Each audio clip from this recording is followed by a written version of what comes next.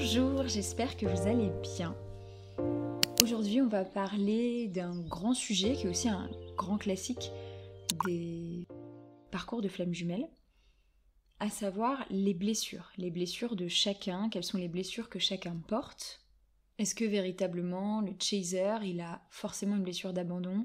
Est-ce que le runner, il a forcément une blessure de rejet? Et qu'est-ce qu'on fait de toutes les autres blessures? Est-ce qu'on se les distribue équitablement? Enfin voilà, comment ça se passe? Comme toujours, si vous avez besoin d'aide sur ce parcours, que ce soit un accompagnement, une guidance, je vous mets le lien vers mon site internet dans la barre de description. Et vous pouvez directement réserver ce qu'il vous faut en quelques clics. Et je vous renvoie aussi à la barre de description et à la fin de la vidéo si vous souhaitez récupérer votre guide gratuit pour avancer sur votre parcours. Allons un peu débunker cette histoire des blessures, parce que je me rends compte qu'en réalité, la parole sur les flammes jumelles, elle a été prise il y a maintenant plusieurs années, et que du coup, il y a un petit peu des choses qui se sont cristallisées autour de ce concept, des choses qui sont intéressantes, des choses qui permettent d'avancer, puis des choses qui sont parfois un petit peu des mythes ou alors des interprétations de certaines personnes et qui ont été reprises, et puis transformées un petit peu à une sauce qui aujourd'hui fait pas trop sens. En tout cas, pour moi, il y a certains sujets où je m'y retrouve pas nécessairement dans les lectures qu'il peut y avoir. Donc, quelles sont les blessures du runner, du chaser? Alors déjà, on parle souvent des 5 blessures de l'âme en référence à l'excellent livre qui a été écrit par Lise Bourbeau sur les 5 blessures de l'âme, qui sont en réalité les 5 blessures principales de l'âme.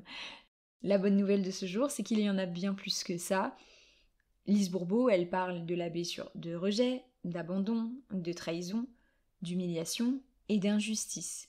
À ça, vous pouvez rajouter notamment la non-reconnaissance, la maltraitance, et j'en passe. En réalité, des blessures, il y en a beaucoup.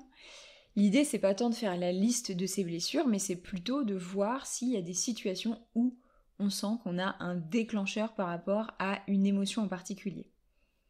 Évidemment, il y a à l'origine des flammes jumelles, si on reprend vraiment la genèse des flammes jumelles, ce fameux œuf cosmique où on est tous les deux en fusion au départ et avec la volonté d'expérimenter quelque chose de différent, on va venir sortir, vraiment scinder cet œuf cosmique en deux pour pouvoir chacun faire son expérience de son côté.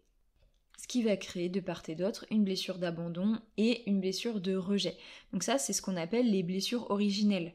On part du principe qu'effectivement, on a donc le chaser qui va avoir senti au moment de la scission une blessure d'abandon et le runner qui va avoir senti au moment de la scission plutôt une sensation de rejet, une blessure de rejet.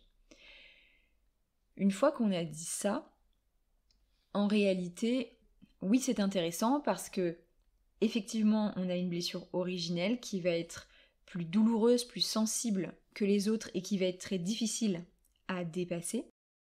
Ce qu'il est important de comprendre aussi, c'est que cette blessure originelle, c'est-à-dire la blessure la plus importante qu'on porte, c'est pas nécessairement celle qu'on va sentir en premier.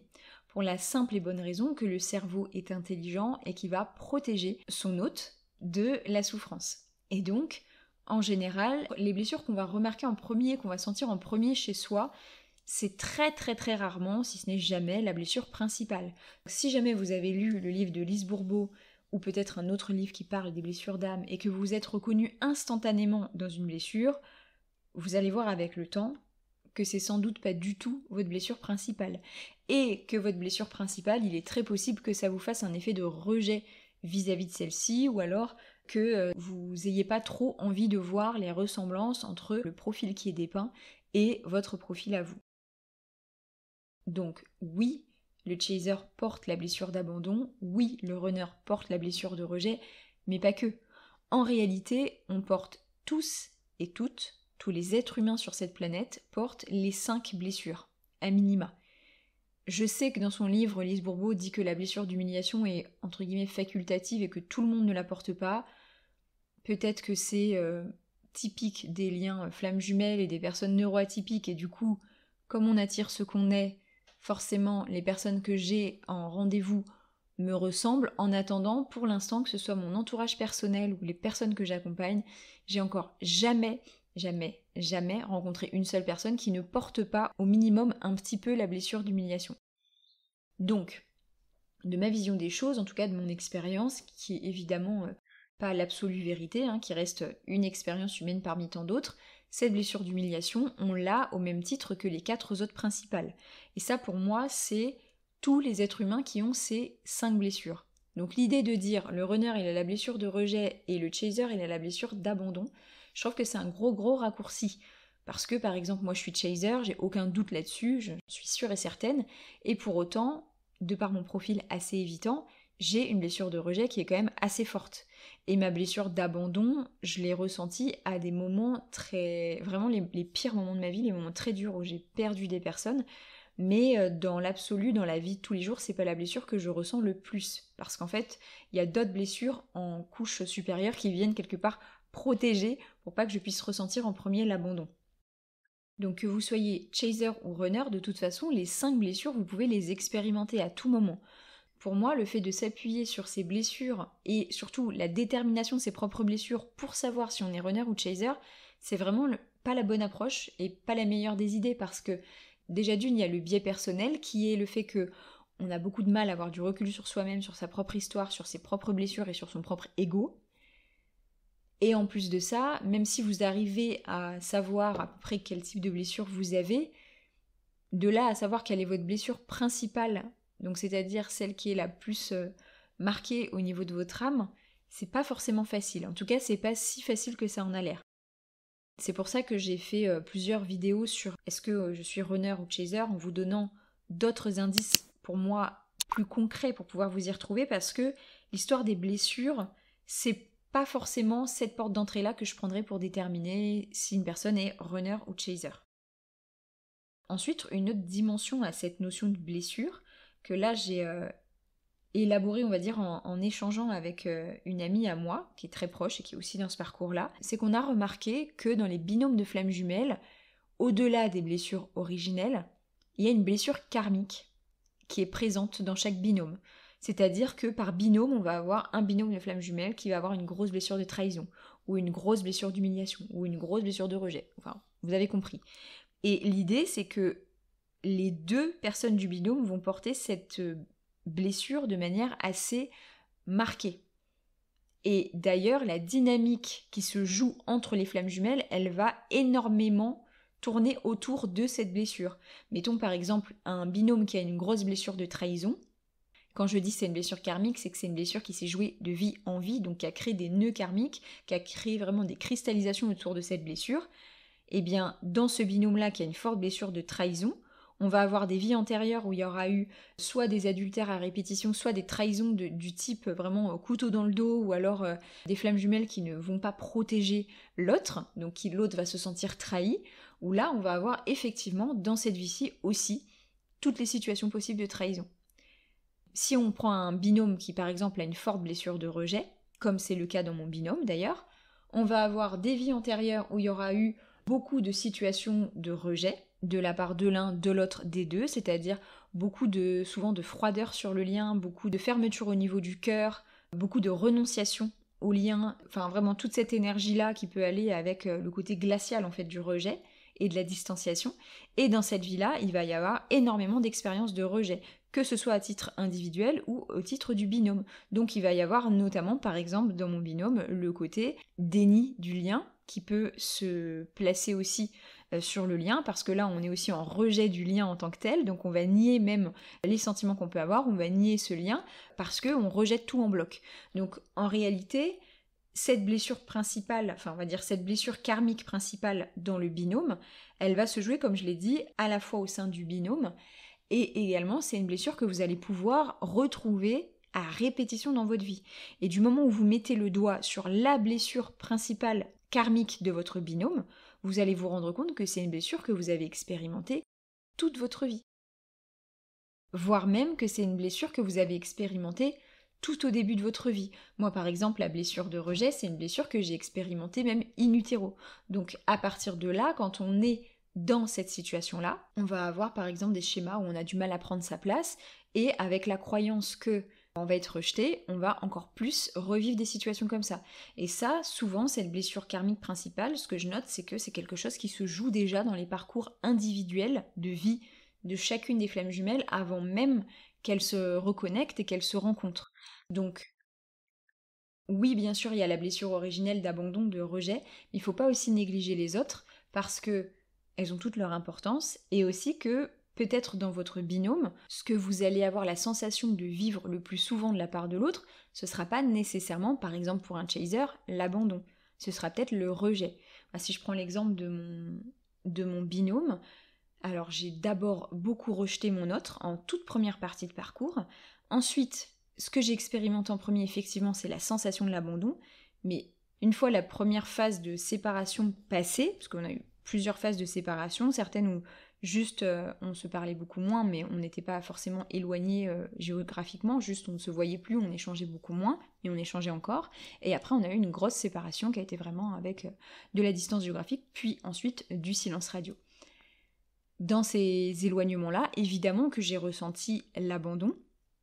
En revanche, j'ai ressenti l'abandon à chaque fois dans les périodes de silence et de séparation, au moment où il y avait la coupure, mais dans les échanges de l'un envers l'autre, ce qu'on se fait le plus expérimenter, c'est le rejet. Et donc ça, c'est des deux côtés. En fait, on va se faire un ping-pong de rejet malgré nous. Et donc l'idée, c'est que la blessure que vous allez expérimenter le plus souvent en termes de fréquence, ce ne sera pas nécessairement la blessure originelle. Ça peut.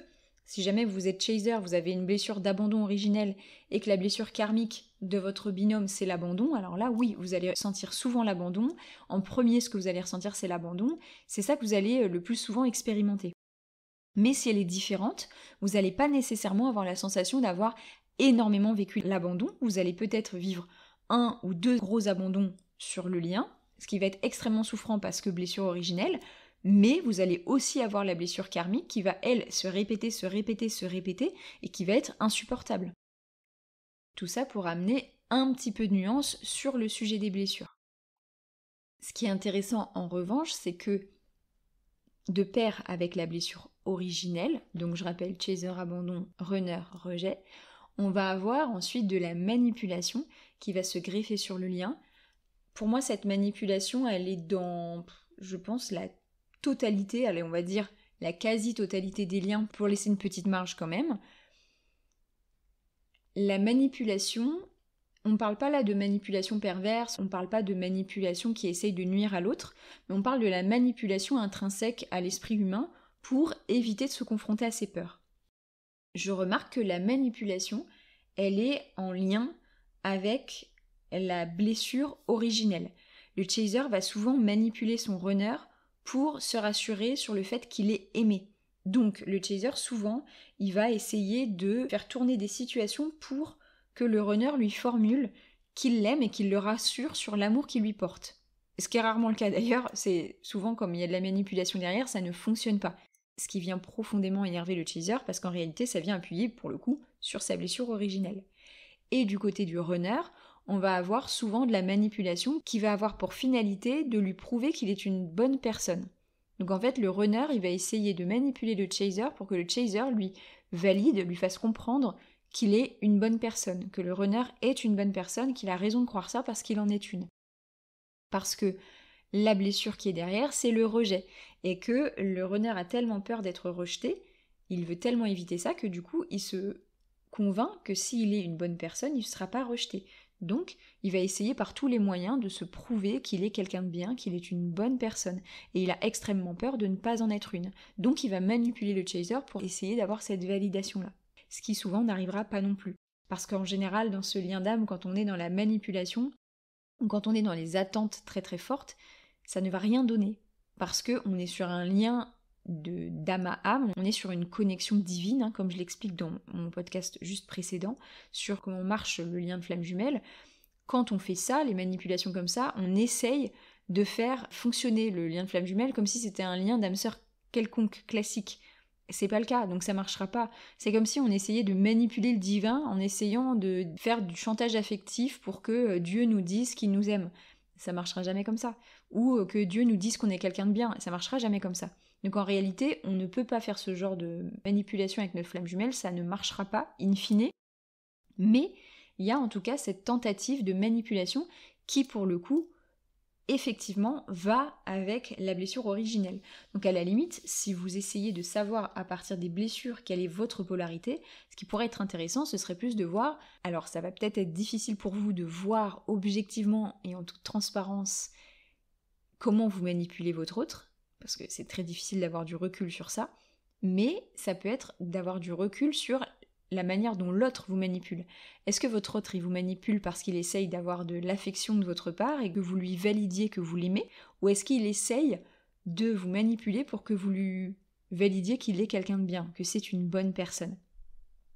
Et à partir de ça, vous saurez que vous manipulez du coup pour l'autre raison, et que donc à partir de ça, vous pourrez aussi relier à la blessure principale. Une fois qu'on a compris à peu près quelles sont nos blessures principales, etc., notre blessure karmique, on fait quoi avec ça? L'objectif de faire ça, c'est de pouvoir derrière s'en libérer. Je vous l'ai déjà dit dans ce podcast, moi je crois pas qu'on puisse complètement nettoyer entre guillemets des blessures jusqu'à ne plus en avoir. En tout cas, on peut les apaiser suffisamment pour que ça devienne viable, vivable, et qu'on puisse profiter de la vie et ne plus être dans une étape de survie. Ça, évidemment, ça va passer par un travail sur l'enfant intérieur. L'enfant intérieur, c'est une part de vous que vous portez toute votre vie, qui est à la fois constituée de votre enfance et puis à la fois constituée de tout ce qui est l'inconscient collectif autour de l'enfance, et qui va porter aussi vos blessures.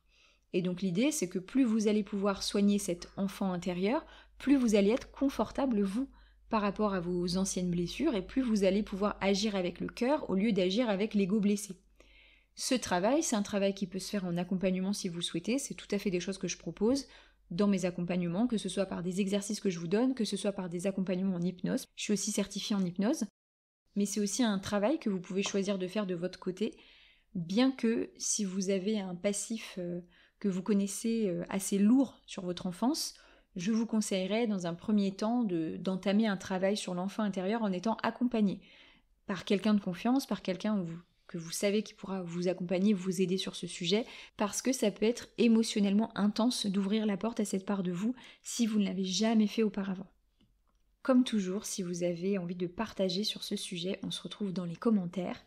Je vous remercie infiniment de m'avoir écouté. Je vous dis à très vite. Et en attendant, moi, je crois en vous.